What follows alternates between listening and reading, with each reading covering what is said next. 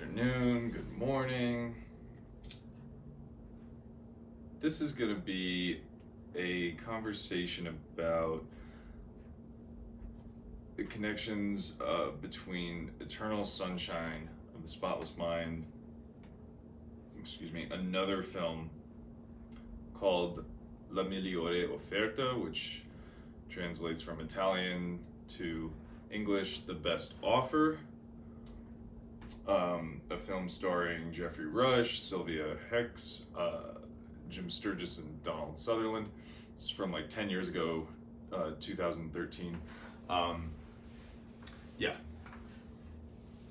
And then maybe we'll get into something else because, that's how my mind wanders. What is it about these two movies that bridges them together? Okay. We have to return once again to this painful theme, this very lonely but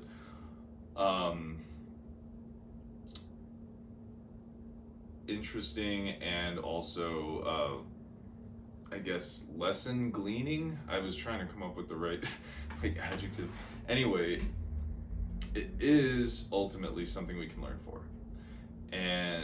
from. In The Best Offer, in La Migliore Offerta, Jeffrey Rush plays this gentleman who's basically lives alone. He's a hermit for all intents and purposes, but he's got a couple friends. Clearly, he does like to socialize, and without giving anything away, if you haven't seen it, he basically falls for this younger woman. Perhaps he doesn't realize the age difference. And that's understood. If you have seen the movie, you know why. So it takes him a while to finally actually see this person, but he falls in love with her, and turns out she does not love him. She doesn't feel the same way. That is the same theme Joel, Jim Carrey's character from Eternal Sunshine, also faces with Kate Winslet's character. She is this very, I would describe her as a hippie, honestly. She's just kind of this free spirit. She's obviously bright. She's also like emotionally in tune. And so they fall in love. So what ends up happening is, obviously I don't want to give anything away if you haven't seen it, but if you haven't seen it, go out and see Eternal Sunshine. If you're going to see any Charlie Kaufman movie, see that one, just because I'm not recommending it because it's my favorite. I'm recommending it because people I know who aren't in love with Charlie Kaufman, who've still seen that movie, that's one they gravitate towards. But what ends up happening, of course, is, well, things are not perfect. Things are not, going splendidly in romance land.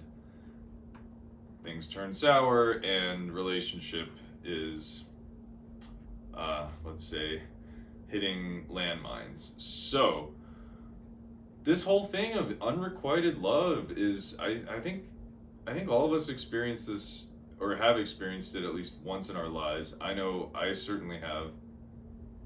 And it is painful, but I think what it teaches us more than anything else, at least what I've learned, is I don't need anyone else's approval, and neither should you. No one needs anyone else's approval but that of the universe. Something I learned a long time ago from a very close and wise friend. We don't need the approval of others to be okay with ourselves, to pursue joy and kindness and love, because when it comes down to it, once we understand how to approve of ourselves, it's then that we can go out into the world and actually go and love others. I don't think it's possible until we understand what it means to actually love ourselves.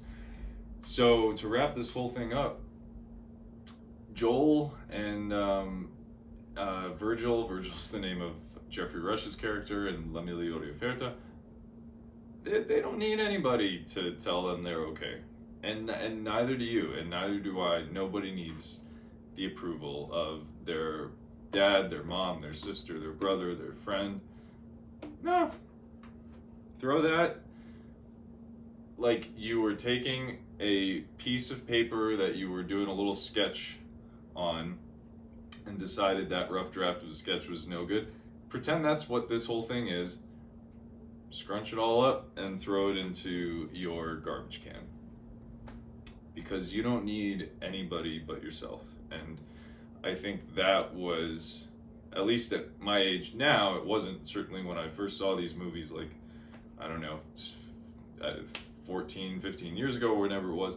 But that to me is the biggest takeaway, is approval is for the birds, you know? Be kind to yourself, and then you can be kind to others. So thanks for watching, and I will see you soon.